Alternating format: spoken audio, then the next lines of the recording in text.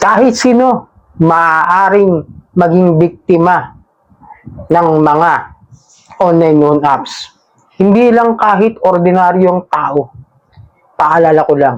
Ulitin ko ha. Kahit sino maaaring maging biktima. Sa video ito, talakayin natin na hindi lang basta-basta kung sino-sino ang mga nabibiktima ng mga yan.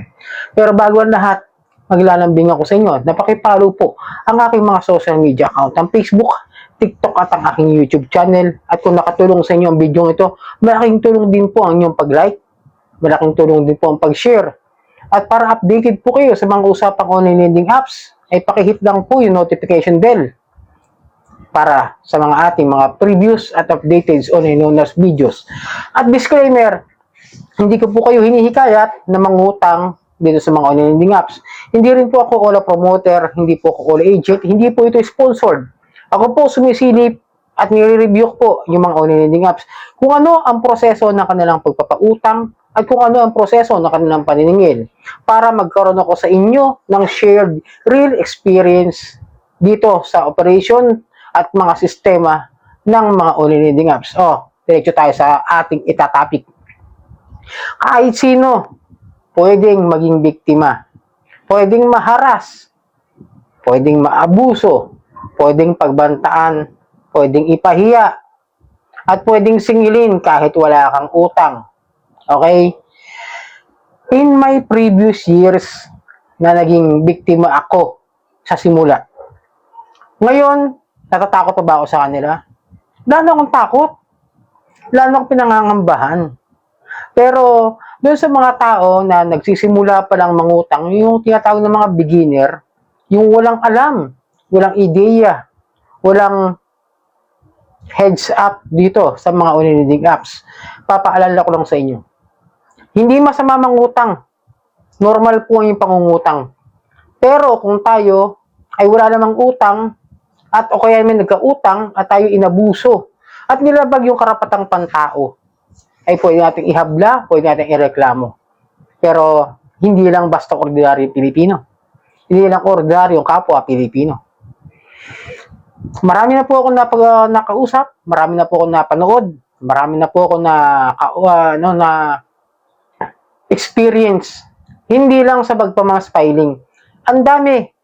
Since 2022 or 2023, kung medyo hindi ko masyado maalala kung anong taon na, basta sa first mass filing na aking sinamahan dito kila Kikay Bautista, kila Perfecto Bordalio, diyan sa first mass filing, mapakita ko sa inyo yan. Ang dami kong natutunan, ang dami kong naintindihan, at ang dami kong nalaman na hindi lang pala basta ordinaryong tao ang kaya nilang harasin, ang kaya nilang sirain, ang kaya nilang balahurain. Kahit sino, attorney, police, even artista, even the content creator, even the vloggers, kahit sino, kaya nilang sirain ang buhay mo. Kahit wala kang utang, kaya nilang babuyin yung pagkatao mo. Kaya nilang sirain yan. Kaya nilang ipahiya. In my experience yan, kung papanoorin nyo yung tinatawag na sa eyewitness, yung terror collector, yan. May isang pulis doon na naharas, nagkautang sa OLA, di lang agad-agad na bayaran. Nagtapal system dahil sa takot na pangaharas at pamamahiya. Ano nangyari? Na-stroke. Diba? Sino pa ba yung mga hindi man nangungutang sa mga yan na ibinahiya on social media? Ang artista, kung naalala nyo, 2023, if I remember it correctly, Sunshine Cruz, Easy Peso, nasarado na ngayon, pinasara, ni-raid, ayan, di ba? Sunshine Cruz, tinawagan, hinaras, ginulo ang contacts, pinipilit magbayad, wala namang utang. Artista, mayaman niya, may pera yan. Bakit siya mga kailangan mangutang dyan? Gayong alam naman yan at pwede siya manghiram sa mga bangko. At hindi sa mga pipitsuging sindikato ng mga online lending apps na nakarehistro sa SEC. Diba? Tapos ngayon pinasara. Pero ngayon, ang nangyayari, hindi ako galit sa SEC, hindi ako against sa SEC, hindi ako against sa gobyerno. Against ako doon sa mga nakikita kong may mali. Kinikriticize ko lang po kung may nakikita akong mali. Diba, artista yun eh. Wala namang utang. Diba sisingilin? Maaaring merong utang yung kanyang kasambahay o kung sino man yung mga taong gumamit sa pangalan niya. Tapos ngayon sisingilin. Sino pa ba?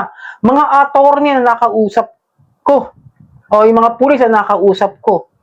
Yung nangyaring raid nung kay Rendon Labrador, if I remember it correctly, parang ang nagreklamo rin yata doon ay asawa ng isang pulis.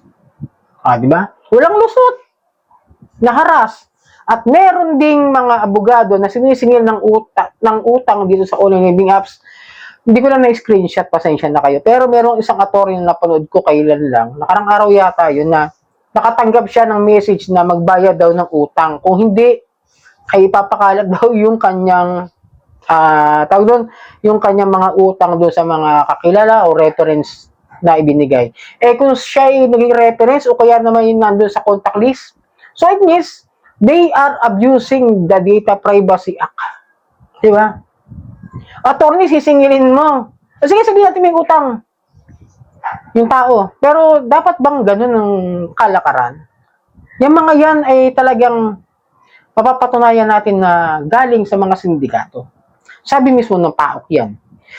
Kung uulitin natin yung mga videos, yung mga nakaraan, kung beginner lang kayo, hindi nyo maintindihan sinasabi ko. Pero kung kayo yung mga year na, o yung mga taon na talaga kayo nagkakaroon ng advokasya katulad ko, na paulit-ulit na namin pinapala sa inyo na yung mga yan, ay huwag nyo tangkilikin para makaiwas kayo sa problema.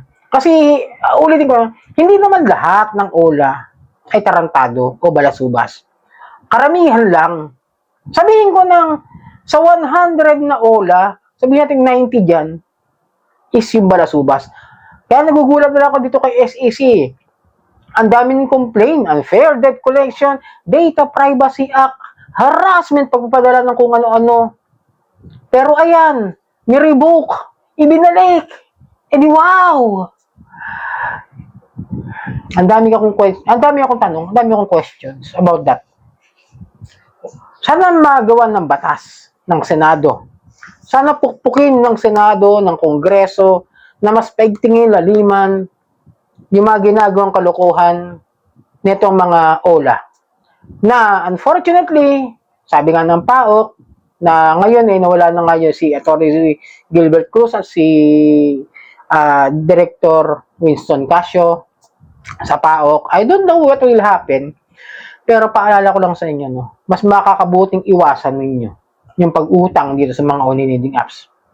Kasi kahit sino, kung yun yung mga nasa posisyon na, may mga pangalan na, may mga degree na, may mga profesyon na, kilalang tao, nagagawa ng kalokohan itong mga online lending apps.